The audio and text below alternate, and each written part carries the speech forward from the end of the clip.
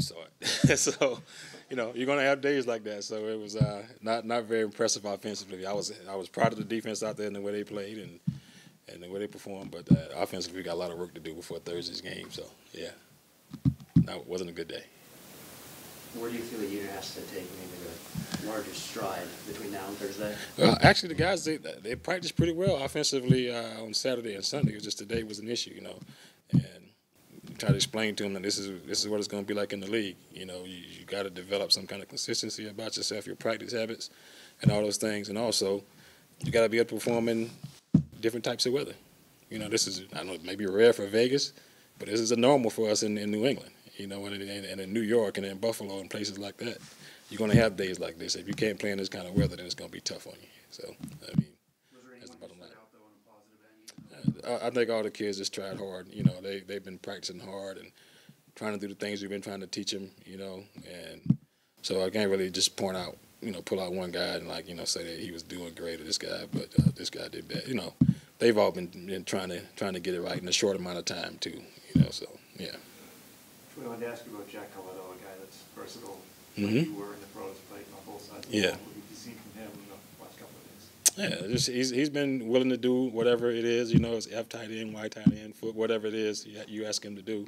He's been trying to do it, and like I said, all the kids here, they've been all trying to do the things we ask them to do. They've been really attentive in the meetings, asking questions. He's been great as far as that's concerned. I mean, it's been a good group of kids. So I didn't really have any jerks, anything, or guys that push back against you or didn't want to do anything, and he was right there with the rest of the guys. So they were eager to learn, and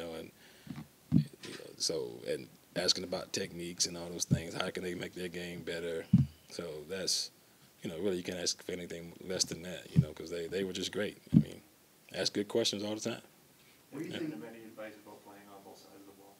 Did I ask him give him any advice? Giving him any advice? Nah, he did his thing. He didn't even really, he just came and told me he was going to take. He wanted to take some reps on the other side of the ball. Like, that's what he wanted to do. The defensive guys took him in and taught him a few things, and he was, I'm not sure how well he did at it, but but he wanted to do it. So, and I wanted a few guys that wanted to do it. So it's just what it is. So hopefully he did pretty well defensively. I have to check the film and see how well he did. So, yeah.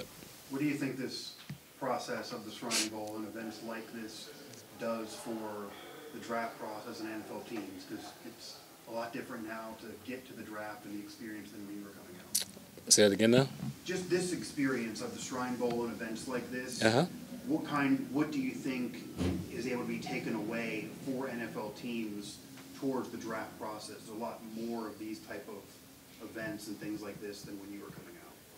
Yeah, I think it's just they get to see up close, just how these kids move and how they, learn and all that type of stuff too. So I'm not sure what most teams take away from it.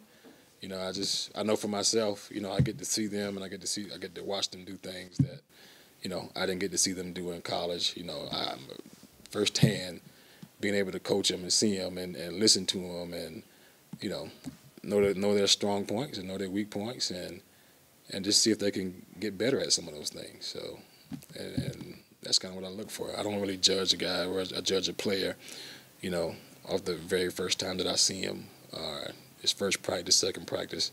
I just want to see if they can get better. If they can learn from mistakes and learn from things that they did well also. So, this is a good start for me to start evaluating them, and we'll go from there. Obviously, your staff has spent a lot of time here in Vegas over the last calendar year. I'm just curious your thoughts. We've been here a lot. So, just curious your thoughts on just kind of the city and also maybe just get a place here at this point. It hasn't really been kind to us, I can say that, And then also it's just the weather hasn't been kind to us either. So it's, cold. cold and rainy. And this can't be the Vegas that we see on TV all the time I hear about. But, that's been my experience here so far. So, yeah. One more for Coach. In the draft process, we always get fixated on talent and production, but how important is it for you guys to really get these guys in your room and coach them and really talk to them one-on-one and get a feel for their personality and mental traits, that side? That's just as important as anything physically that they can do.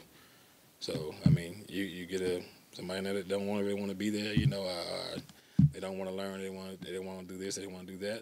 I mean, that makes a big difference in being able to coach a guy and help him get better as well too. So I mean, the attitude towards learning and getting better, it's a lot. It means a lot to me anyway. So I mean, a guy that's not coachable doesn't want to be coached, and I'm not going to coach him. I don't want to coach him. So that works for me. Yeah. Thanks, Coach. Appreciate Yeah. it. Thank you.